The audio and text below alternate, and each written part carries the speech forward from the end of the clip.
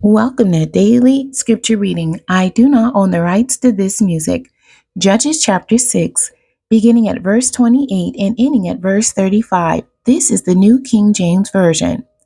And when the men of the city arose early in the morning, there was the altar of Baal torn down, and the wooden image that was beside it was cut down, and the second bull was being offered on the altar which had been built.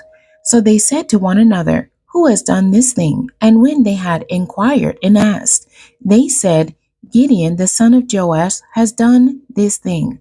Then the men of the city said to Joash, Bring out your son, that he may die, because he has torn down the altar of Baal, and because he has cut down the wooden image that was beside it. But Joash said to all who stood against him, Would you plead for Baal? Would you save him? Let the one who plead for him be put to death by morning.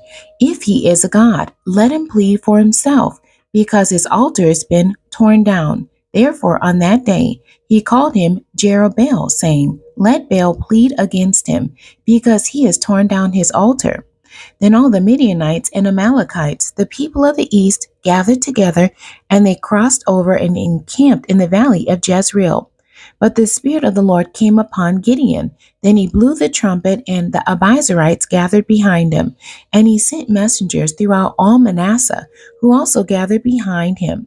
He also sent messengers to Asher, Zebulun, and Naphtali, and they came up to meet them.